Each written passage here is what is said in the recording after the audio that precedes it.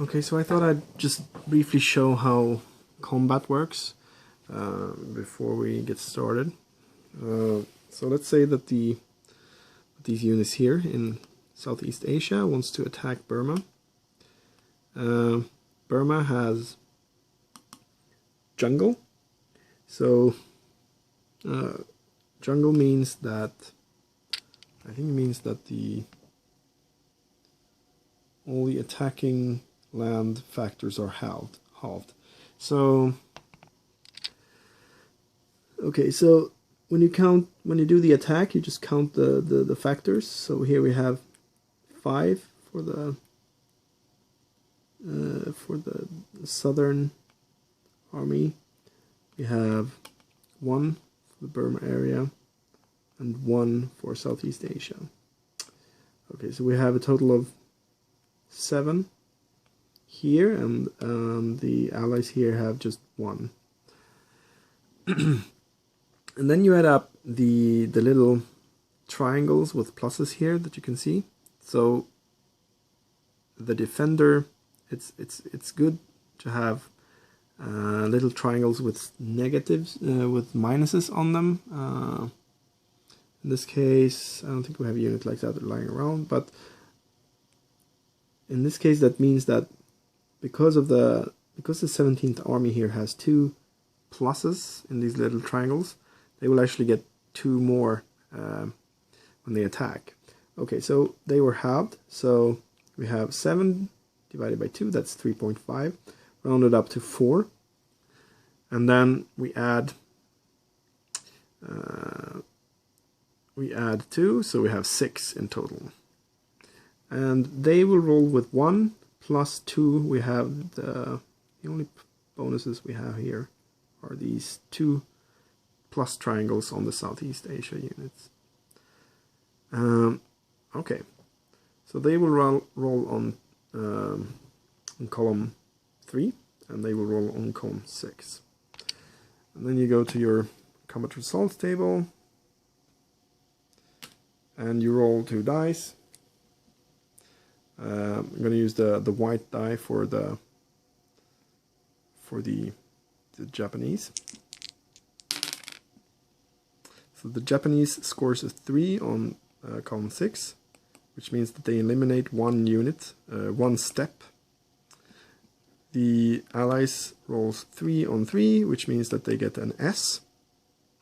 And an S results prevents S stands for small, and L stands for large, and S means 1/3 and L means 2/3, and that's the number of units that they prevent from advancing into the hex. So 1/3 of the units here are prevented from advancing into Burma. They are reduced, and in this case this unit only has 1 step, so it is eliminated. And these 2, in the case of these land battles, I think the Allies would choose that the Japanese cannot advance with this one because it's the strongest one, so they get to advance with these 2. And that's basically how combat works. So you only have number results and these S, L, and B. B is the best, that means breakthrough or blitzkrieg. And if you're the attacker and you have more armor, then you can basically push out all the units that are remaining even after taking the casualties. And if you roll an L or an S, you push away 2/3 or 1/3 of the remaining defenders. Okay, so when the game begins, we're at turn 4, which means it's November 41 to May 42. And the Axis always do their actions first. So the Japanese are going to start doing return to base, move to sea area combat, rebase air and naval units, and then move land units and then land area combat. And then the Allies are going to do all of these steps above. And then we have blitz phases. And if you have oil to spend, in this case both start with 1 oil, you can do a partial blitz or a total blitz. A partial blitz for 1 oil or a total blitz for 2 oil. If you do a total blitz, you can do everything, all the actions again, If you do a partial blitz, you will only able to do a few of the actions. Normally, just doing the sea area activities or the land activities or some air activities. Or you can also do a free blitz where you're basically just allowed to move up to size 4, combined size of 4 units. So the unit size, that's these dots here, all the units. So this has size 1, this is a size 2. If we go to the bigger fleets here, we see that this is a size 4. So if you do a free blitz, you're only allowed to do, in the second action phase, you're only allowed to move units with a total size of 4, and you can't basically do any combat. Okay, so what is the Japanese player going to do in this situation? So the Japanese have a problem that they don't have any oil at all to begin with. I have written down the resources that each player has. So the Western allies, they have 2 oil per turn and 6 resources, and 1 resource in China, which can only be used to buy Chinese units. Japan has 0 oil and 4 resources. So in order to make blitzes, Japan really need to get more oil. And there's only 1 oil around, and that's Borneo. So I think that the number 1 priority this turn will be to take Borneo. And then potentially also take Manila, which might, maybe it's probably be best to take Manila right away, because if the allies get to do their movement, they can reinforce Manila by rebasing from the west coast a transport with some infantry. Yeah, so it's probably best to directly try to take Manila, actually. Or maybe take Borneo in the blitz phase, which would require a full blitz. Well, that's not possible. So I need to take Manila and Borneo.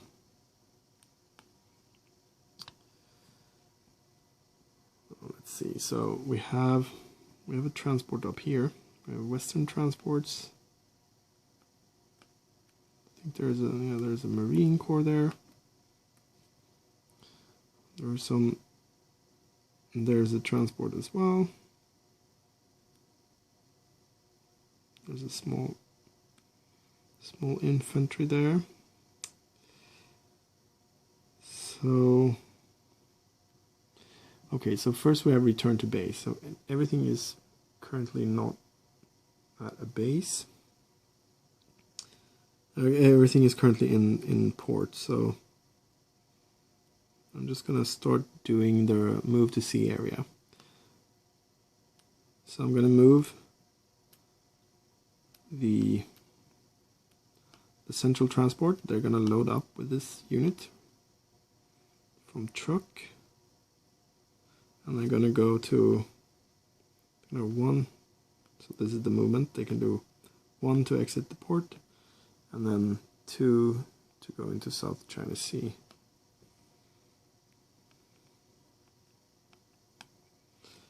And then I think these guys,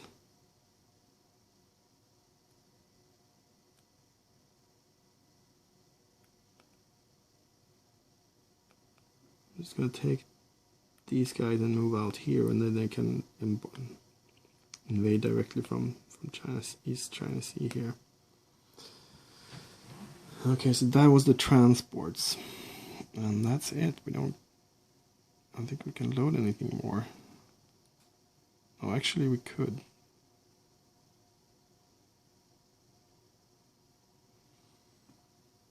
Yeah, I should probably do like this instead. I'll load up with, because the transport is size 1, so we can now carry 2 steps of infantry. So we have the Marines and the Iwo garrison. So, and then they're going to move 1 to Leyte Gulf here. And then they can invade both Mindanao and Manila.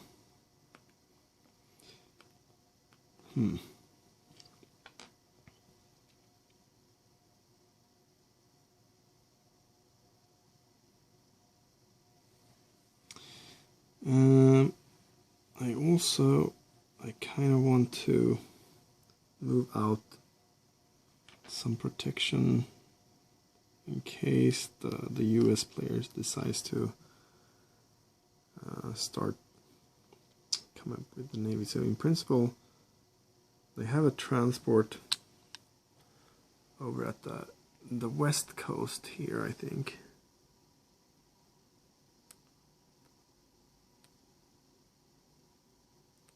Yeah, they have a transport there.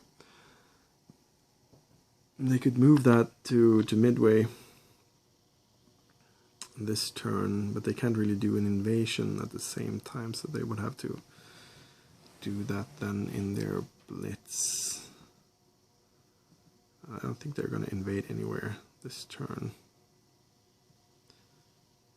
Alright, they only have one oil, so they can't make a full blitz, so they can't really do naval invasion in the blitz phase. And when they do, they can only move 2 steps from where the transport is anyway, so, and it's not here right now, so I think we don't need to really care about protecting Japan. Should probably try to protect, well, okay, we want to prevent them from getting victory point. If you remember, they have this victory point called the Pacific Domination, so we need to keep, as Japan, we need to keep units in 3 sea areas at all times. So let's just move something out into, I mean, we can, this Imperial Navy, we can fly that out there. We can protect it with a little bit more air. And then we'll go with a mobile fleet into Leyte Gulf. And we have the combined fleet. They could move. Where do they need to move anywhere? They could go down and kill this little. No, wait. 1, 2. They can't really do that. Well, they could go out here though, in case the United States wants to directly move transports over here. That could be good actually. So let's do that. 1, 2. Okay, I think that we're done now with the move to sea area. So now we come to sea area combat. No sea area combat in this turn. Rebase air naval units. So now if we would have had units still in port, they could just go triple their movement factors to another port. Air units, we don't have anything to rebase there either. Oh, I just remember I want to do something else with this guy. Yeah, I want to stay on Caroline Island for a while, and then I actually want to fly. So I want to rebase this. Air units have a range of 2 normally, and it costs an air unit 2 to move out to sea. So this one could move 1, 2, 3, 4, 5. So they could rebase to Beijing or Peking.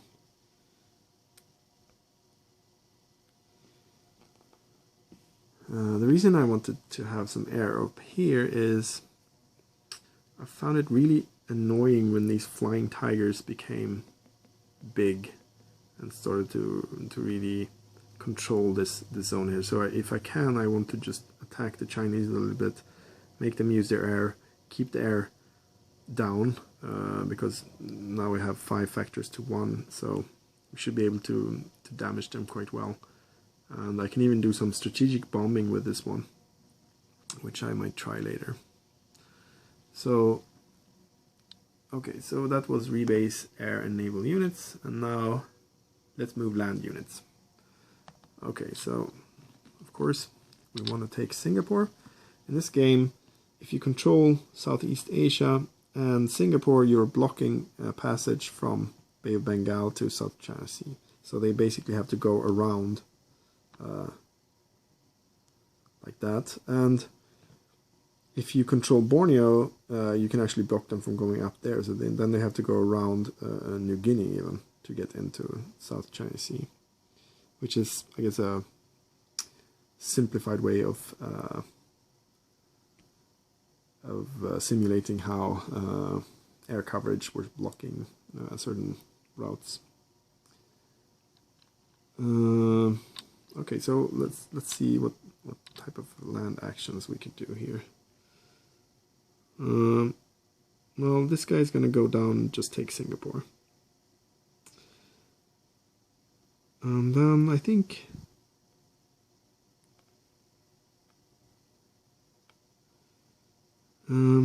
we're gonna do. I think we're gonna try to take Burma. Well, we can.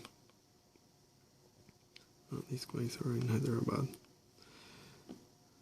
So now we're gonna redo. This is still land movement. So, but now we come to land area combat. So they will attack here. These guys will attack Borneo, and they will just succeed. These guys will attack let's see. Yeah, these guys will attack Manila. These guys will attack Mindanao.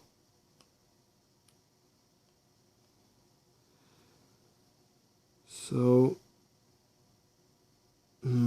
this one has to rebase now. And basically, what, if I remember correctly, it's just moved. Okay, so this unit is overrun, so it has to rebase, and in order to do that, it has to be able to trace supply, which it can basically only do via East China Sea, because here the supply line is blocked, so you can't really go. It's blocked by Japanese forces, and here it's blocked by Japanese forces. So it would have to rebase out through East China Sea.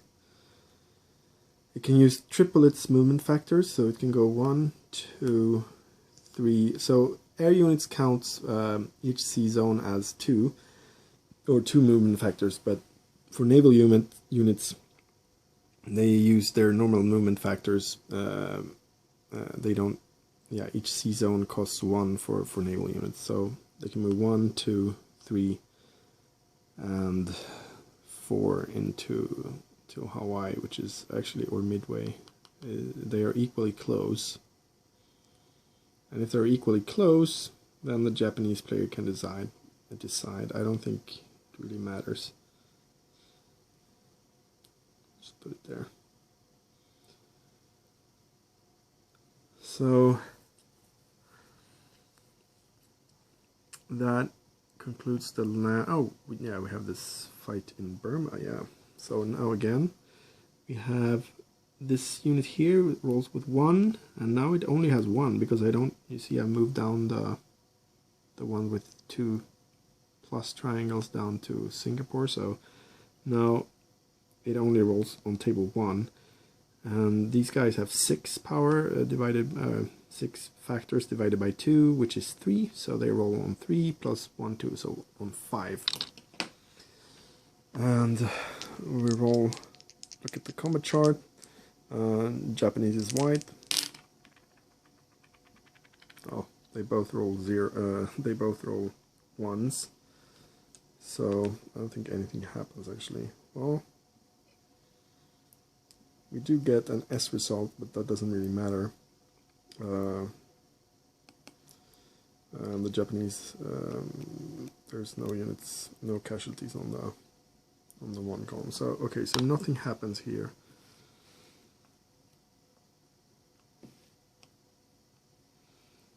which is a bit unfortunate for the Japanese, because now they will be able to reinforce Burma with the 14th Army,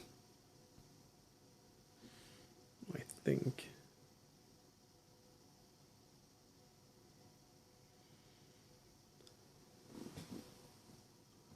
Well, it actually cost 2 to move into the swamp area here, so this army can only move to Kokkat actually. Okay, so maybe next turn. Actually, I wonder if we should not try to... Maybe not. Okay, so that's...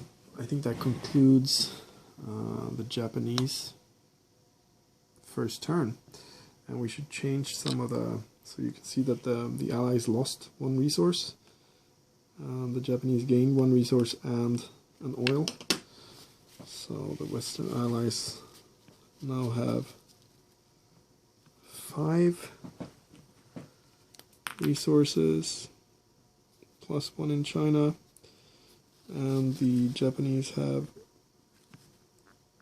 5 plus 1 oil.